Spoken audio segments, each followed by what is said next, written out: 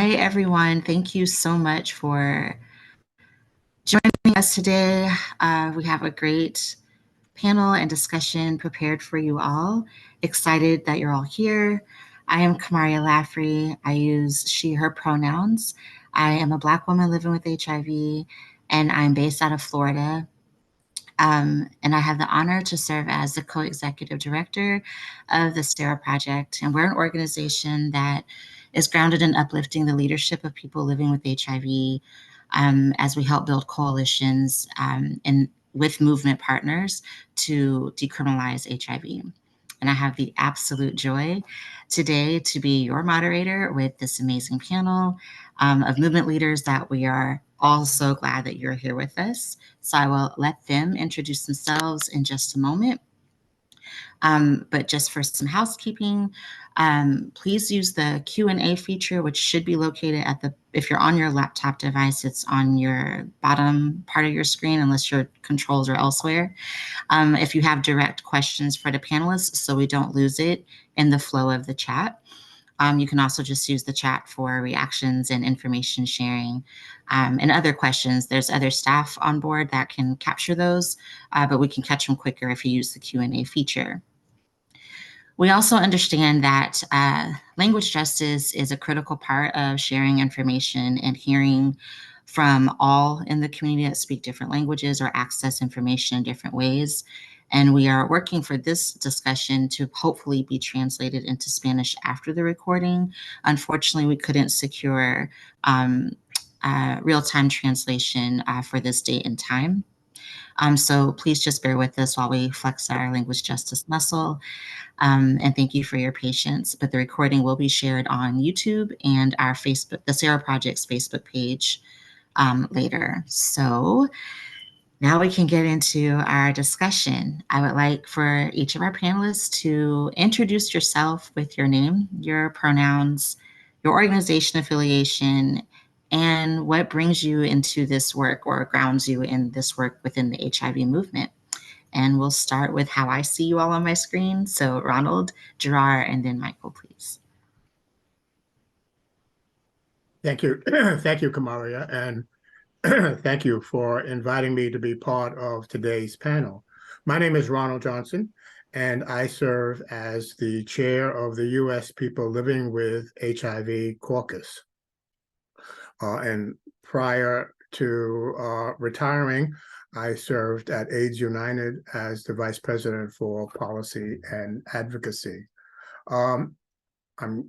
My being here and being excited to being a part of today's panel is grounded. I'm a person living with HIV, a person aging with HIV, and I think we're at a point, and I'm sure we'll be talking more about it in this panel. We are at a point where leadership across the board on HIV is so vital, and I'm really appreciate having this conversation today.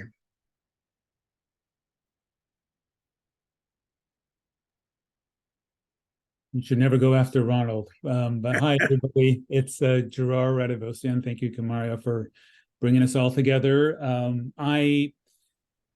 Let's see, I've been working on HIV my whole life, since college, actually, like 500 years ago. And I've had the opportunity to, and the privilege to be a staff member for Congressman Barbara Lee, working on HIV policy, worked for a number of different NGOs, working to advance HIV policy and programs. And most recently, I left the State Department where I was working on PEPFAR. I'm now unemployed for the first time in my life, and I'm actually running for Congress in Los Angeles, so that's taken up most of my time. And a big reason why I'm running is to finish the job on HIV, and I say that every single day, and that's what I'm hoping to talk about today. Thank you. Hi. Not every day you get to be on web now with your husband, so it's good. It's good to be here. Hi, everyone. My name is Michael Ighadoro. I am an activist and also someone living with HIV. I've been in this work, I think, since I was 14 when I left my parents home in Nigeria, and I've been engaged in HIV work as a form of survival and also trying to sort of provide a safe space and medication for my friends who are dying of HIV. Currently, I am working with two organizations, and one of them is actually Prevention Access Campaign. We talk about and work around U equals U and access to treatment and literacy about that key message.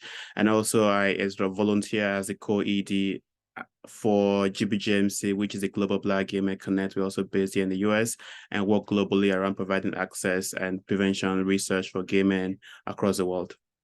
So good to be here.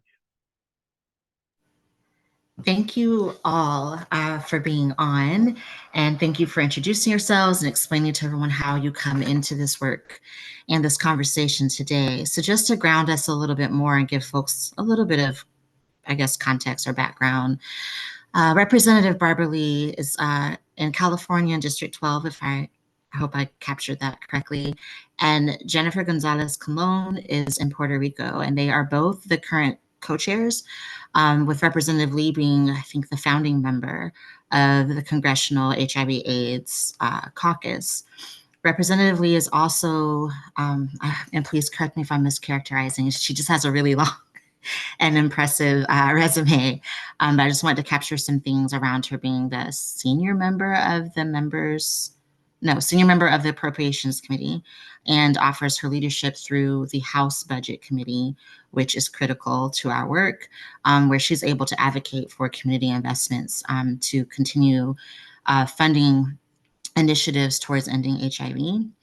And again, as I said, her resume within the House of Representatives and her career in general is extensive, impressive, and deeply appreciated with her leadership. So today we'll be talking more about her role as the founding member of, and co-chair of the Congressional HIV/AIDS Caucus. So Jirair, I kind of want to start with you, since you named that you served as her former chief of staff. And legislative director for Representative Lee. And I kind of want everyone to answer this question as well if you have a response. But I also want to just start the conversation off with honoring Rep. Lee. So wondering, what is your favorite memory of working with her, or what is the thing that she's done that you really appreciate for HIV advocacy? Thanks. Thank you, Kamaria. I love that question. I actually was her legislative director, not her chief of staff. But yet there's, and you never get tired of thanking Congresswoman Barbara Lee, right? She's done so much for our community. I think that one of my favorite, there's so many favorite moments, but I think what truly stands out for me is her leadership when no one's watching, and what do I mean by that? We all know her because she's introduced she's been part of the leadership that has introduced the Ryan White reauthorization bills in the past, PEPFAR reauthorization every single year, amendments to HAPWA on the Appropriations Committee, so much more, advancing, Title X funding, repealing HIV criminalization laws and statutes. There's so many areas where the Congresswoman has been a leader for our community. But the parts, my fondest memories of working for her are when she would organize and really talk about HIV in the rooms where nobody was, and that included in the rooms where other members of Congress were. And I remember she hosted, I don't know if she still does this, but an HIV testing day event on Capitol Hill every single day. On June 26th, she would work with Whitman Walker, and Ronald, you were part of this. They'd bring the mobile van, and she would grab members of Congress by their hands and drag them to the mobile van outside the Capitol and ask them to get tested. And she knew how important that was to help this, fight stigma and just make it normal, make it and so those are the kinds of things that I miss. On World AIDS Day, she would always ask us to make 500 ribbons, and so we would often get big ball of ribbon and make AIDS ribbons the night before, and she'd take 500 ribbons to the House, to the floor, and pass them out to every single member of Congress. Those are the things you don't see, but they make such a big difference to help keep HIV on the radar and help people remember the lives that we've lost to HIV and the work that still remains. Those are my favorite moments. Thank you for sharing those. I jotted some things down. I didn't know that she did 500 ribbons and passed them out. I didn't know she did the testing initiative. I know she's very vocal and supportive, but knowing those behind the scenes efforts are really helpful to understanding more of her legacy. Ronald, Michael, do you have an advocacy memory or a favorite thing that she's done that you can recall that you'd like to share? Well, I would take, following what Jirair said, when Jirair talked about when no one is looking, and my experience with Representative Lee is when people are looking, and she is there. She has shown up. She has consistently, in her 25 years of serving in Congress, she has shown up and she has spoken up. And she has given a face to the congressional support. And I think that is something that I cherish. And I can't think of any single moment because they all blend into a mosaic of leadership and not being afraid to speak up. Representative Lee was an early supporter of the need for a national AIDS strategy. She saw it. We didn't have to explain it to her. She got it. And she saw and made the connections with the global fight against AIDS and putting the domestic epidemic in the context of the global pandemic without in any way diluting the issues that we face domestically. So having that seamless web between the domestic epidemic and the worldwide epidemic, the national AIDS strategy and support of PEPFAR, I think are things that will always stand out for me in Representative Lee's leadership.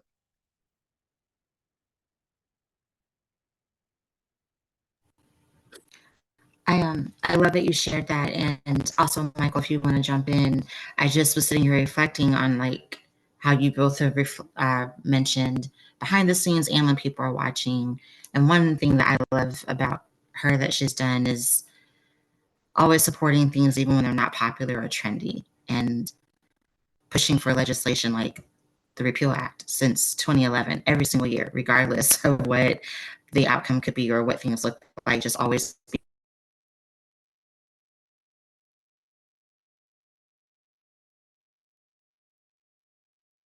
Uh-oh. Yeah. Oh no, Kamaria, you're not coming through on our end.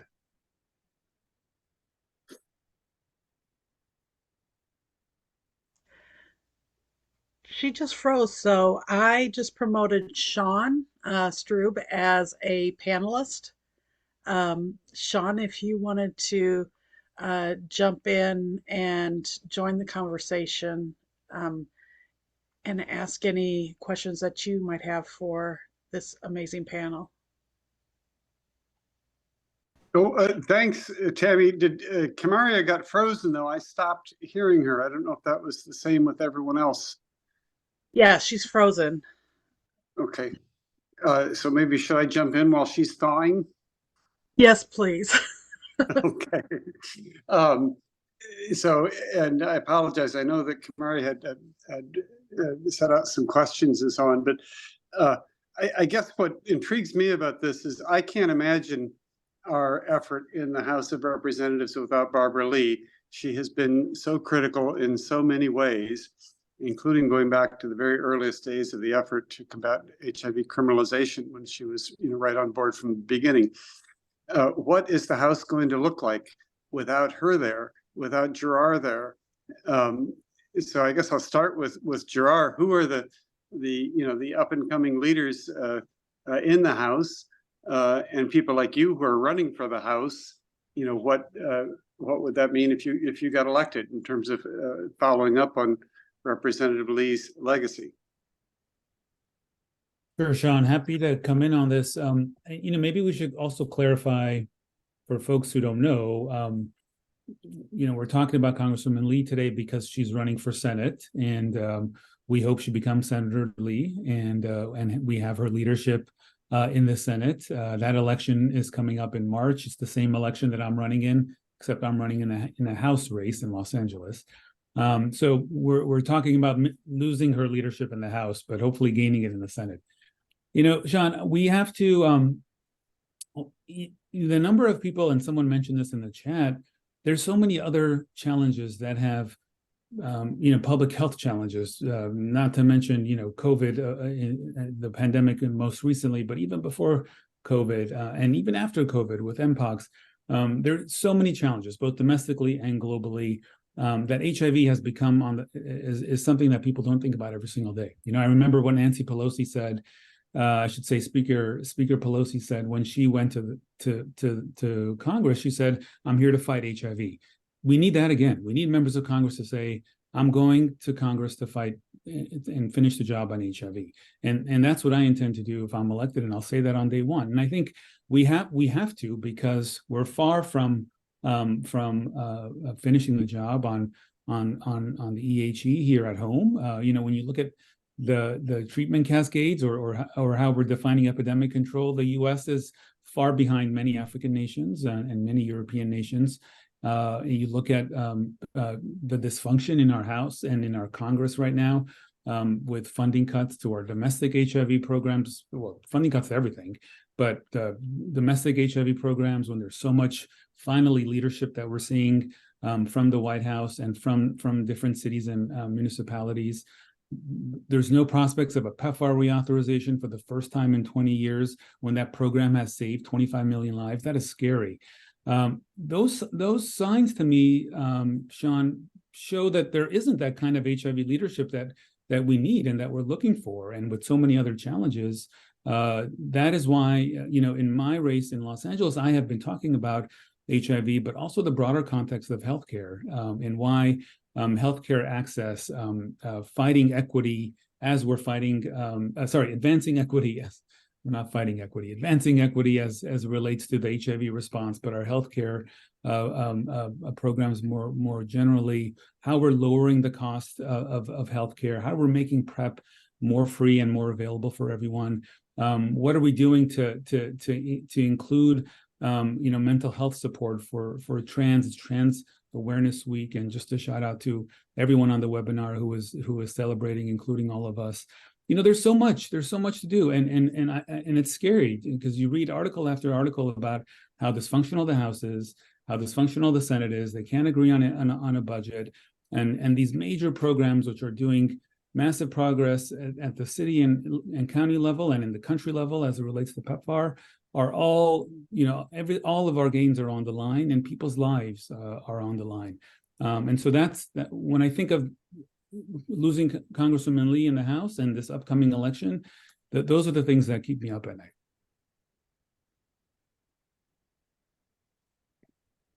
Wanda, I see your chat, your message. I think I addressed it, but I'll just say it one more time. When we talk about losing Barbara Lee, it's because Barbara Lee is running for Senate. Right. She's running for Senate against Adam Schiff and Katie Porter, and there are a few others in the race as well. And according to California law, you can't keep your House seat and run for a Senate seat, right? So you have to make a decision by December 8th. And she's made the decision that she's going to run for Senate, and therefore her seat is being opened, and there are other great people running for Congress from her seat, from which as you all know is the great city of Oakland. In LA, I'm running for the LA seat because Adam Schiff, who's running against Barbara Lee in the Senate, also is giving up his House seat, and so that's why we're losing Barbara Lee in the House, we're losing Adam Schiff in the House, Katie Porter in the House, and that's the kind of leadership that we need to restore. Thank you, Jirair. Ron, can you tell us a little bit about why the HIV caucus in the House is important. What is the role that the Congressional Black Caucus, the HIV caucus, the different kinds of caucuses play? And then after that, Martha and Michael, if maybe you could identify some of the issues that you see are going to be very important coming up in the House over the next several years that we need to be working on, and make sure we have the right leadership working on them within the House. But first, Ron, if you can just tell us a little bit about the caucus role. Well, thank you, Sean. And I think in general, the congressional caucuses are important because they become a vehicle for focusing on an issue or a set of issues and making sure that the issues are raised and that they're present in Congress. And on HIV in particular, and AIDS in particular, the Congressional Caucus has been that kind of vehicle to assemble members who are interested in the issue and to form a leadership and to be champions for an issue and to play that inside advocacy role. And I think that's why having a caucus, and in particular the HIV/AIDS caucus, has been so important, and as Jirair pointed out, will be. We are talking about ending the epidemic, and I think everyone on this call knows that we still have a lot of work to do to end the epidemic, but we do have the skills and the knowledge base. But it's also to talk about ending the epidemic does not mean ending HIV care, and there will need to be services long after the quote-unquote end of the epidemic. And so we need that congressional focus, because it's very easy for Congress to say, okay, that's done, we'll go on to the next issue. We need the caucus to say, no, HIV care, equity issues, they have to be continued.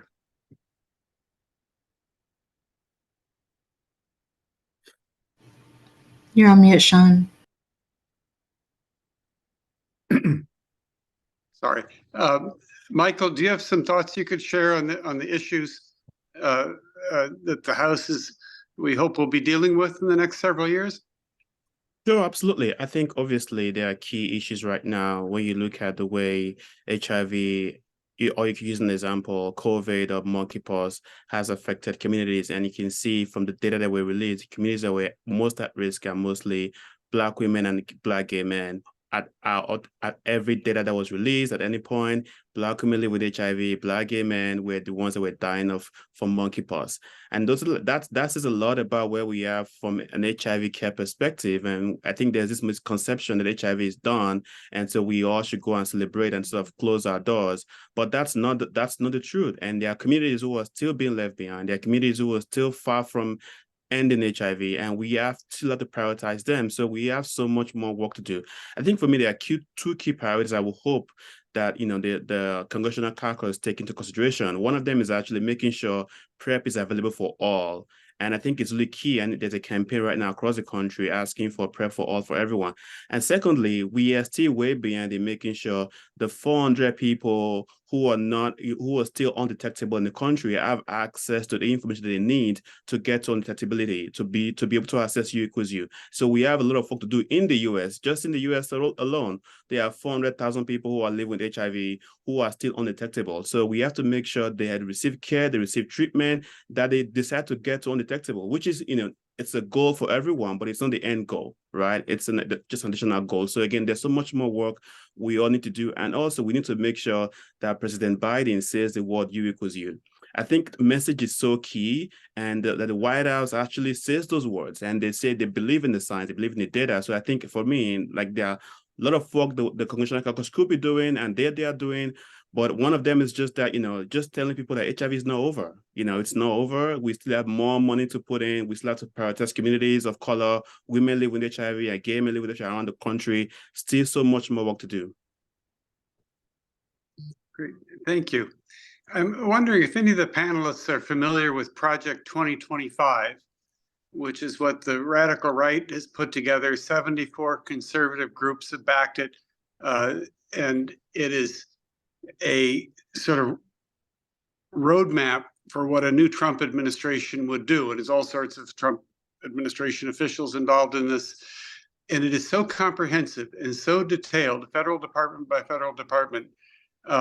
Just like one aspect, just the anti-gender focus of it calls for the complete erasure of gender and LGBTQ plus identity from any and all federal rules and regulations.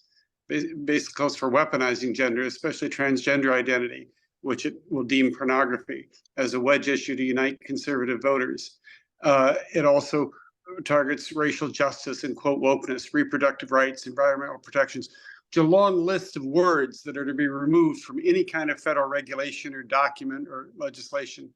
And it has gotten a little bit of attention in the last week or so, but I'm wondering if any of you are familiar or know of any organizing underway to address this in a to kind of alert people. As much as we know what a liar Donald Trump has been, there's one area where he tells the truth, which is what he plans to do as president. And we repeatedly heard him say outrageous things that he then went and did actually just that. And here they are telling us what their plan is in incredible detail. Anybody familiar with that or have any comment on that effort? Because I suspect we're going to be hearing a lot more about it in the next few weeks. Sean, I'm glad you raised that. I mean, I just heard about it just this week in the context of, and another aspect of that Project 25 is they are recruiting and vetting people to serve in the what they hope will be, and many of us hope will not be, the next Trump administration. Because they have learned what they see as the lessons of the President Trump and some of his horrific policies being blocked by the bureaucracy and the people in that bureaucracy. So I think I've heard that they're recruiting and vetting and people to staff to carry out the kinds of policies that you spoke of. And I think we in the HIV community and we in the human rights community at large need to be very aware of what's going on and to counter that. And by counter that, I think the two magic words for me registering to making sure people are registered to vote and making sure they vote. I've often said that, voting is a form of HIV advocacy. And when we look at the congressional races and we look at the loss of a leader like Representative Lee in the House, hopefully, as Jirair said, there'll be a gain of her leadership in the Senate. But we have to fill those vacuums. And that means knowing, getting engaged and seeing that this next election is so crucial to our issues on HIV and to the larger issues of human rights, because we know that the fight against HIV, the ability to respond and to care has to be grounded in social justice and equity and all of the things that we've been fighting for. We need to continue to fight for them over the next year to counter the Project 25s, which are brewing across the country. John, I just want to add, Michael said earlier, words matter, and this project, which shows, the words that they want to delete, and we know behind those words are people, right? And as you said, we know that if Trump says something, he'll do it, right? And so, but I also wanted to make the point that Trump's influence and tentacles are all over Congress right now. You saw what happened to Speaker McCarthy. We didn't have a Speaker of the House for almost 3 weeks. which is unprecedented. And all of that led to now the selection of the most anti-gay, anti-women speaker we've ever had. And that is a wake-up call for us today. We don't have to wait till 2025. This guy, Speaker Johnson, he wrote the bill on banning, he wrote the bill on Don't Ask, Don't Tell. He's been a big supporter of gay conversion therapy. This is 2023, people, and so like the urgency is now. But we have to keep our sights on 25, like you said, but we've got some serious challenges yesterday. I wanted to, Sean, if you don't mind, our other panelists joined us. Martha is with us today, and I just wanted to give her an opportunity to join the conversation, introduce herself, and then I'll actually pop a question to you, Martha, as we're talking about the Congressional HIV/AIDS Caucus and things on the horizon for the election, wanting to know, in addition to who you are, what other issues specifically for women living with HIV do you think should be prioritized that either you haven't seen done or want to see more of? And I can repeat the question too. Sure, thank you so much. And of course, apologies for being late. It's that kind of Wednesday, a little protest in DC and march or something. But anyway, I'm here, and greetings to all some of my amazing colleagues. I am the vice chair of the People Living with HIV Caucus. Ronald is here, and I'm affiliated with so many of the organizations that are presented on the panel today. But I also have a day job at the National Working Positive Coalition, as well as still being associated with the international community of women living with HIV, and of course the Positive Women's Network and many other sort of leading women's organization in the HIV space. So yeah, this is, I have interacted with Barbara Lee Honorable Barbara Lee for so long. I mean, she's one of the first sort of representatives I ever met coming into the HIV space when I was working for the Women's Collective in DC and sort of just being introduced to policy. I remember her sort of participating in one of the first observances of the HIV Awareness Day for Women in March. And at that time, we were sort of advocating and fighting for the Affordable Care Act and what it would mean for the community of people living with HIV. So this is in 2010 to 2012, thereabouts, just hanging on to every possible advocacy stream that we could have related to this. But of course, we're in the time now where sexual and reproductive health rights for women have been directly attacked. We have all these hateful rhetoric, I'm sure, that has been talked about here, specifically for LGBT youth. That is so concerning for me, especially as a mother. And then just generally access to health. I mean, Ryan White and PEPFAR is on the line here as, there was almost a fist fight today. I don't know if you've heard this on the news. I mean, what is going on? It's like kindergarten up in there on Capitol Hill among our Republican friends. And so this next year's election is going to be so critical to protect just general access to healthcare, and then all these other issues that I'm sure we've been talking about already. So. Thank you for that, Martha. And I appreciate Sean for bringing up the Project 2025 and dropping the link for Stop the Coup 2025. I love when there's direct action in the midst of talking about something that's on the horizon that we can prevent. And so, Sean, I didn't know if you had additional questions that you wanted to present to the panelists. And Michael, I wasn't sure if you wanted to contribute to the previous question before we brought Martha back in. No, I think I had it. Yeah. I was happy to just fill in for you for a few minutes, Kamaria, so I'll go back to being a listener. Thanks. Thank you so much. And thank you for everyone and your patience while my laptop decided to crash on me.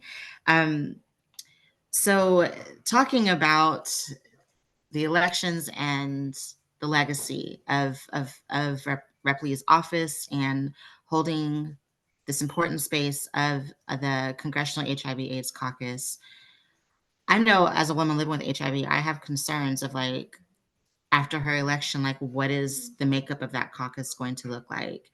What is the influence that caucus is going to have for the future work, the issues that we've named here around equitable response to HIV services throughout the nation, globally as well. So yeah, I have a lot of concerns, but I know we were going to try to share a list out of current caucus members, but it appears that that link is archived. So folks who are on the call, if you know who your Congress member is, you can go to their website or their profile on the .gov websites, and it should list all the different caucus committees and things that they're a part of. And you can reach out to them and share your concerns with them and ask questions as well. Also, the main reason I was thinking of that is also to give a note of thanks, like thank you for your participation, and remind them of the importance of this and what it means to you as allies, accomplices, and people living with HIV. I think a thank you and acknowledgement, apologies for my dog in the background, a thank you and acknowledgement goes a long way, especially in the climate that we're facing politically. That wasn't really a question. That was more of a call to action for folks. But Michael, I did have a specific question for you. You've kind of already touched on this, but just wanting you to kind of talk about global implications that you see the caucus, the Congressional Caucus having on issues around HIV. What are you witnessing on an international level that can be addressed by the influence of this caucus, and what successes can be amplified? I know that the U=U task force was named earlier this year, and I'm just wondering what else can go with that beyond this year. That was a lot of questions, but I will start with the especially with PEPFAR not being reauthorized. I think like we should think about 20 years ago and where we were when people were dying of HIV. And the reason why people are not dying of HIV right now, it's not as if we have a cure. It's just that we've been able to implement life-saving measures like the medication, like the care and treatment and support to make sure people are able to live and thrive.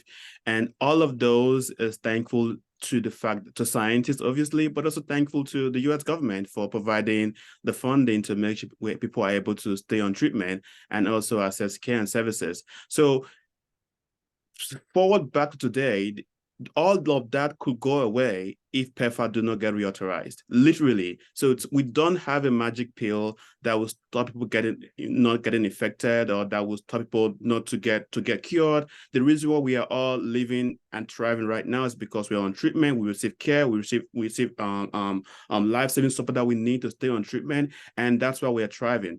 But all of those things will go away in Africa and across the globe if PEPFAR is not reauthorized to support people to stay on treatment, to support care, to support access. So I think PEPFAR not being reauthorized is a national security issue, and I think it should be treated as that. So it's not just an issue for us to talk about as an HIV community. It should be treated as a national security issue, because across the globe, if people are not getting care that they need, it's going to affect us back home here. Right? It's going to be whatever happens to Uganda, in Kenya, in Yemen. It's come back to who we are here in the US. So again, it's so crucial that I don't think people are paying too much attention to what's going on with PEPFAR, right? And we're talking about it, but we're not paying attention to it. And it's not going to get better anytime soon until we all sort of pay attention to see what's really going on over there, to make sure that, PEPFAR was one of the most, issue that brings all political leaders together, regardless of where they are, Republican, Democrat, Independent. When it comes to PEPFAR, everybody agrees that this is so crucial that we should support it. But right now, because of the new sort of political system that we have in the House, it's so difficult to agree on anything. Talk less of PEPFAR. So how do we make sure that we're holding everyone accountable and calling all of our leaders right now to ask them that, on top of every other prize we have to make sure you reauthorize PEPFAR. It's so crucial. It's so important. Mark, could I just add to that too, to what Michael said? I have this, sort of privilege of being an immigrant to the United States, but I also have sort of this special experience that I was one of the first recipients of PEPFAR in 2003. I was diagnosed in Zambia, which is the epidemic of, sub-Saharan Africa. And we know that 25 million people, I think, is the number, right, Michael, that stand to lose care if it's not authorized. But I think one of the critical things that I don't know if, this is what I've heard as I've been trying to join in the advocacy for this as well, having been impacted, received PEPFAR there, received Ryan-White here, is that the argument that is associated with the authorization of PEPFAR has somehow been connected to the issue of providing abortion services. So, initially we've been skirting around this issue as, sort of this,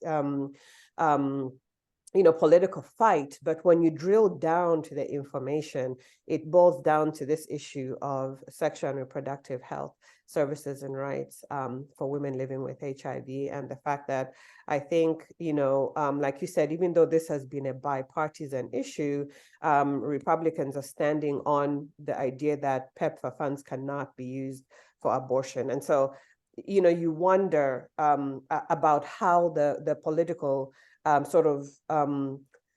issues that we have here are also connected and are also impacting, especially women living with HIV in some of these other areas where PEPFAR received. So I just wanted to add that, because when we talk about sort of these issues that we need to focus on, and especially how they impact the US, the fact that we're also, the pushback or the perceived pushback against some of those sort of these conservative issues is very real, even in the idea of reauthorizing care and reauthorizing PEPFAR specifically. So I just want to throw that in there. Yeah. Yeah, I think just to add one thing, just thinking about back home in the US as well. I think if you look at one of my colleagues, Greg Millett, was presenting a data at the conference last weekend, and he showed a graphic that showed the rate of mobility between like in different populations by their income. And you can see the less money you receive, the less money you earn in a year, the higher chances that you're actually going to die. And the most people who die every year across the US are mostly Black people, who receive wages between $20,000 to $6,000 a year. So again, when we think about care and HIV, and in the US, obviously, we're in a different place compared to Uganda, Nigeria, Kenya. But at the same time, our communities, we are faced with structural racism, and that affects how people receive care in the US. So it's so important that programs like Ryan-White continues, that programs like Care for Black people in the US continues, so that those people are able, because that's what they depend on, right? That's what they depend on to live and thrive, living with HIV. So it's so crucial that when we speak about Ryan-White and when we speak about HIV in general in the US, that we don't assume that, well, we have all the best medication, the best care in the US, but HIV care is different, right? There's structural issues. Like I for one, when I came to the US firstly, I received ASA program in New York City. And that helped me to get housing. And having housing was crucial for me to stay on my medication. And having SNAP benefit was crucial for me to get food, to stay on medication. So again, taking those things away is literally taking away HIV care and treatment from people. So it's so important that those programs continue, because literally they're like life-saving. Mara, if I could just add, just hearing Martha, hi Martha, and Michael speak about what is at stake globally and also in the US. First of all, for the record, if anybody has any question, PEPFAR has said over and over again that PEPFAR funding does not go towards abortion care.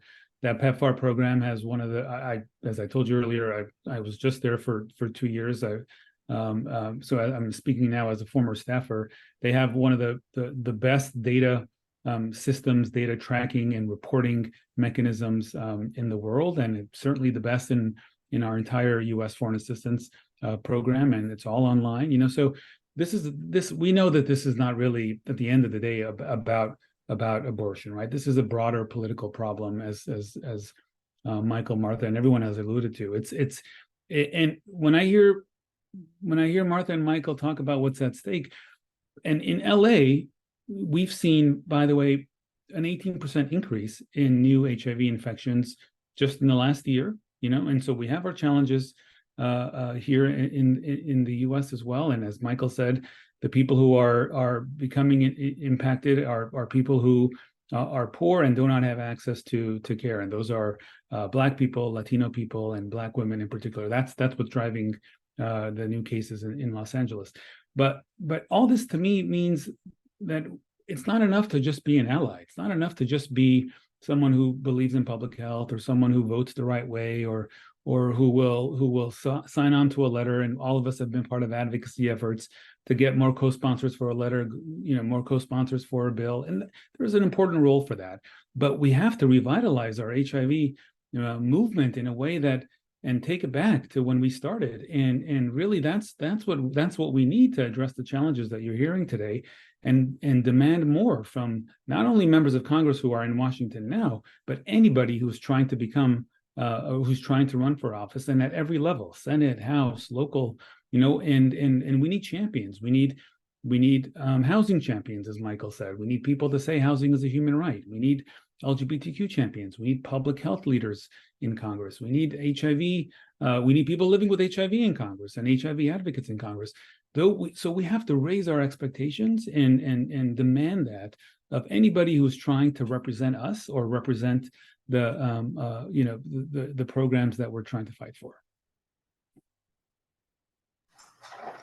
That was powerful. Thank you for that, Jirair. Michael, thank you for giving the context to the urgency of why we have to be paying attention to all these things. And you are absolutely right. Like, we talk about it, we have an awareness, but I haven't seen like mobilized strategy around making sure advocates and grassroots organizations know to keep asking and pushing their Congress members around the PEPFAR issues. And so that's one call to action that I heard you name.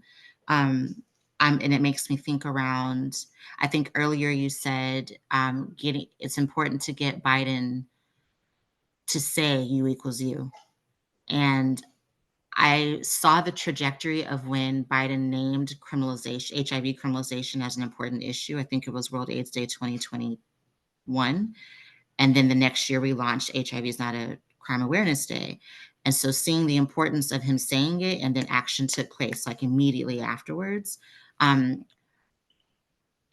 ways I wasn't expecting, and beautiful ways for other folks to be engaged. I think writing letters to our ONAP office, to Harold Phillips' office, of asking for language to be included in his World AIDS Day speech around U equals U and PEPFAR. Like, we can help inform what he says to the people. And I'm very much an idealistic daydreamer type of person. So I come up with ideas that some people are like, that's not going to happen, Kamaria, but you can at least try. Like, the least you can do is try. And again, it just makes me think of the World AIDS Day theme around remember and commit. And Michael, I think you named it very clearly. We must remember how important PEPFAR is beyond where our front door is. We have to think beyond our bubbles and beyond our ballots. Our ballots are just as important, but we also have to think about this as the global issue that it is, to a lot of the points that Martha was making. So my closing question for everyone, as we go into Q&A, I know a couple folks have a hard stop, is what other call to actions do you have for individuals, for organizations, for the HIV and AIDS Congressional Caucus? Are there any action steps besides what we've named here with Stop the Coup 2025, as well as getting folks to contact their Congress folks around reauthorization of PEPFAR? And anyone can take that.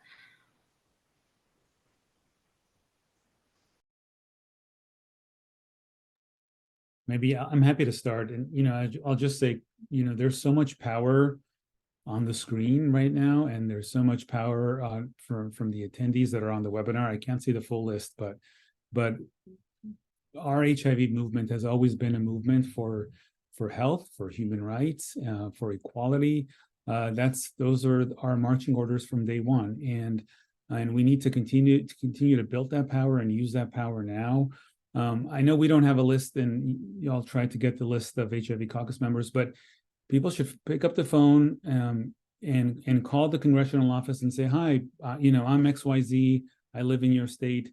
I'm curious if the congressperson is a member of the HIV/AIDS caucus. Those kind of calls go a long way. As a former staffer myself, we had people dedicated in the office to count the number of calls that came in on a particular topic, the number of letters. If people just started calling and saying, is my member of Congress a member of the HIV caucus? That is pretty powerful. And even though it's not something that we're focused on daily, but don't be afraid to flex that power that we all have, that you all have as HIV advocates, as HIV and health champions, as human rights champions. Absolutely. Just to add that, I think one thing we forget, or not forget, it's that, as communities and as advocates, there is a consistent cut to advocacy funding, and it's crucial that advocacy is funded. It's not for free. It's not easy to do. It's not easy to do advocacy, and I think communities need to find a way to fundraise and to get support for advocacy, because without advocacy, we can be put in a place whereby we are focused on service delivery, which is crucial. But I think advocacy is what gets us to where we need to get to. And we need to make sure like communities are funded from grassroots to national level to global level, are funded to do advocacy.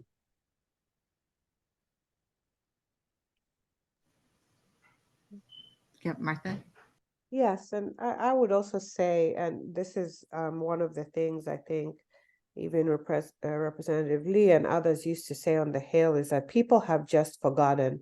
Some, representatives are not even aware of HIV and what is going on, and some of the great things that have happened that, if reversed, could change the epidemic. And then with regards, PEPFAR too, I recently heard that of a good percentage of the new representatives on the Hill, some of them don't even have passports, haven't even ever traveled and been exposed to the outside world. So I would really love and be a part of an effort to educate. I know we do it in AIDS Watch, but I think between now and next year, AIDS Watch needs to be every day for us somehow. We need to educate. The hate that you're seeing, for example, towards the LGBT community, is exported to Africa and tied to basic human and health rights.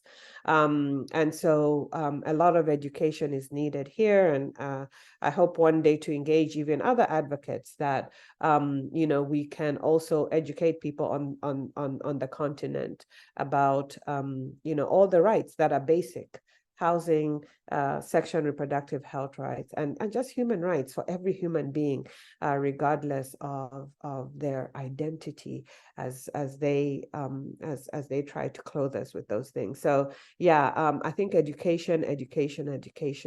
Every day should be AIDS Watch for us. That needs to be the next AIDS Watch shirt. Every day is AIDS Watch. We do have. Go ahead, Ronald. And we have two questions. Yeah, I'd like to extend that, because Martha is absolutely correct about educating and AIDS Watch.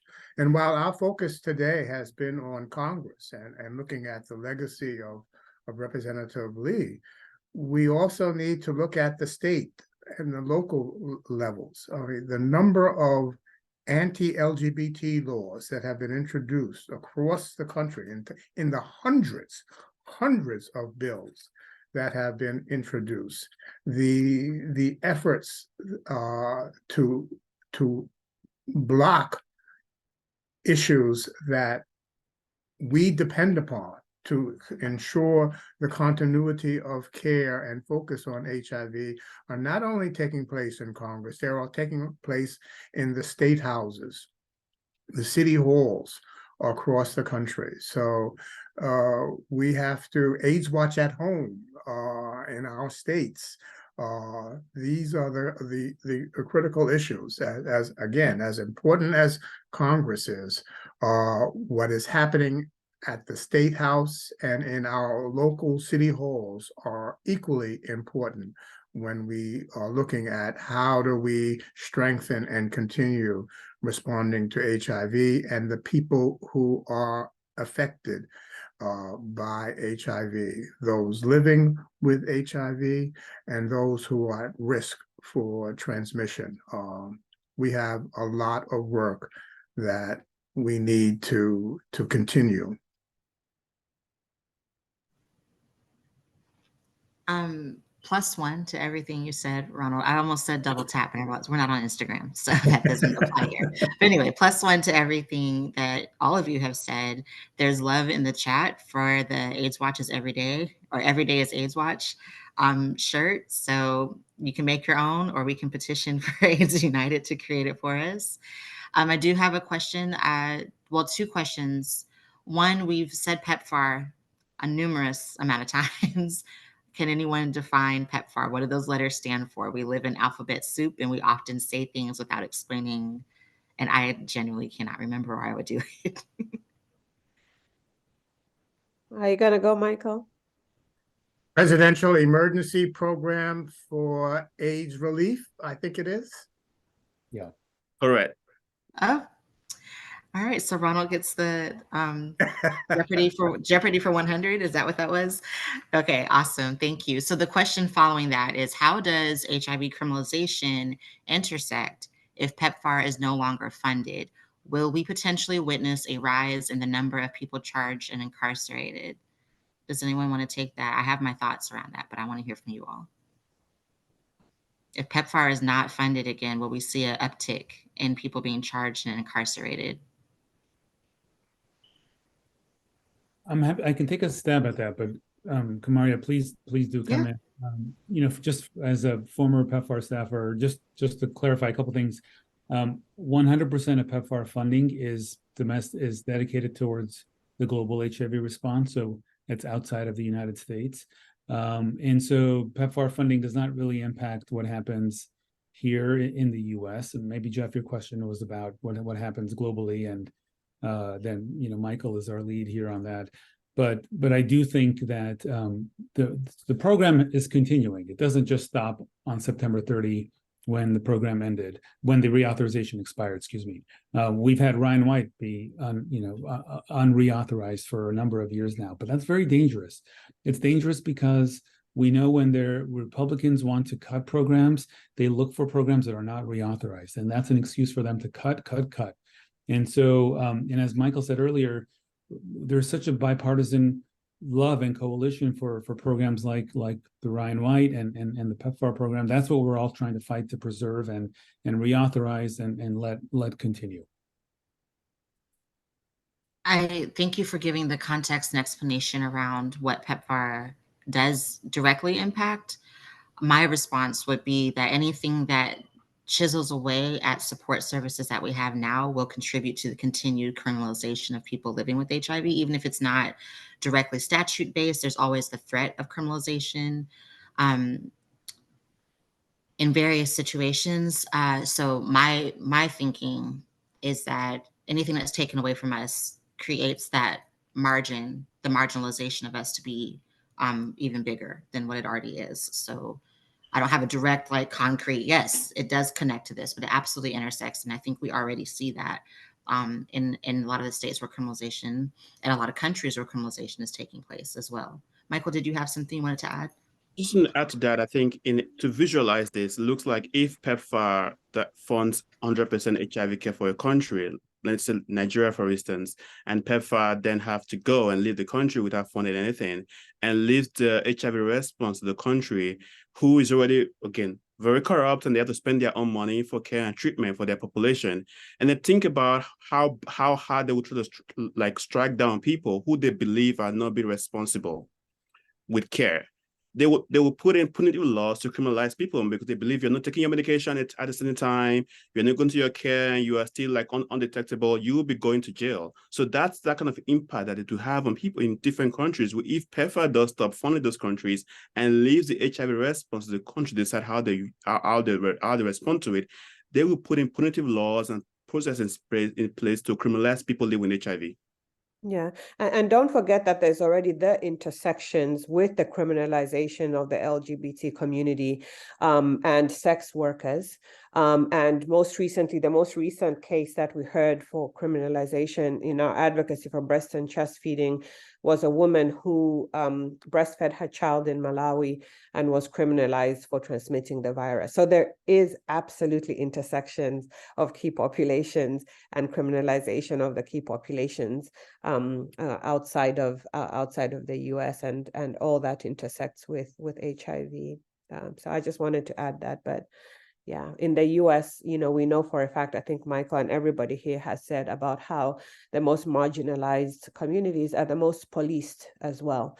We're fighting, molecular health surveillance and all these other issues. And I just can't imagine what's going to happen if there would be no, a dedicated care for those marginalized populations and what that would mean. So just keeping that in mind. Yeah, and I think to counter any fears or anxiety folks might be feeling around that is to contact your Congress folks and ask for the reauthorization. Well, not ask for, demand, because I'm a polite person, but there's also a time and a place to say we demand, because it impacts our lives, our quality of life, and the way we show up in this world, and also holding them accountable to ending the HIV epidemic and what that truly looks like. As Ronald started off this conversation by saying, it has to look at the care of people living with HIV as well, not just ending new transmissions. I don't know if I missed questions, but I don't see any other questions. And knowing that some people have to stop, this is a 90-minute, we're scheduled for an hour and a half, but also wanted to ask, was there any closing thing that folks wanted to share that we did not get to uplift in this conversation, while we kind of wait to see if there's any other questions that want to pop up? I would urge folks to, look at who they have running for Congress, either incumbents or challengers, and ask them about HIV. Just raise the question, just, ask them. And you could even bring up the prospect of Representative Lee leaving the House, and how are they going to help fill that leadership void. And secondly, I would encourage people to go to Jirair for CA, JIRAIRFORCA, Jirair's campaign website, and sign up there and keep track of what's going on with his race, because it's a primary in March. It is a seat that represents one of the epicenters of the epidemic, including West Hollywood. And it would be so amazing to have him in Congress. I can't imagine anyone running for Congress who is better prepared to really lead on our issues. There's a big difference between leading and just being a good vote. Thank you. Thank you so much for that, Sean. Go ahead, Jirair, because I know that you have to. No, I was just going to say thank you to Sean. Yeah, I really appreciate the space that Sero Project, PLHIV Caucus, and PAUSE created for us to talk about these issues and how to build, power, how to build more HIV power, and I would be, as Sean said, I'm running for Congress in LA, one of the most diverse communities with an epicenter of HIV, but I want to go to Congress to help finish the job on HIV, just like Nancy Pelosi said over 30 years ago. That's the kind of old school leadership we need back, and for all the reasons that we've already talked about today. So if folks are in LA, please reach out to me, but anyone can join the campaign. Thank you again for the shout out. Appreciate it. Of course. Thank you for joining us. Thank you, all the panelists. There is another question that popped in I think is really important to capture for the sake of the recording, if nothing else. As a state advocate, I'm asking if there will be any national organizations pulling together questions for advocates to ask potential elected officials, so we can have a consistent measure to compare potential officials and grade them on their HIV record and interest. I have seen a document, but I don't remember who drafted it. And so I can dig it up and do a copy paste of those questions as a template. But I'm wondering, does anyone else know of where a document or a list of questions exists for advocates to use that attend town halls and things like that?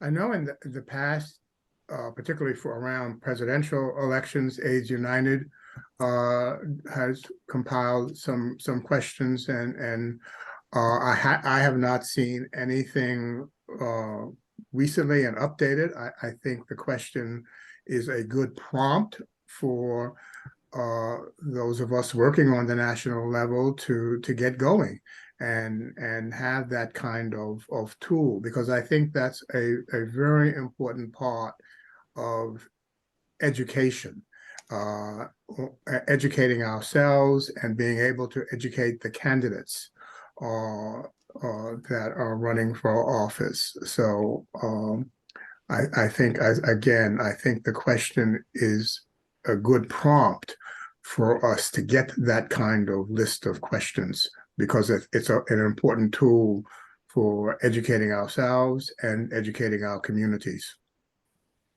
Yes, definitely. And I think that's the organization I was thinking of. And I think it's a presidential questionnaire.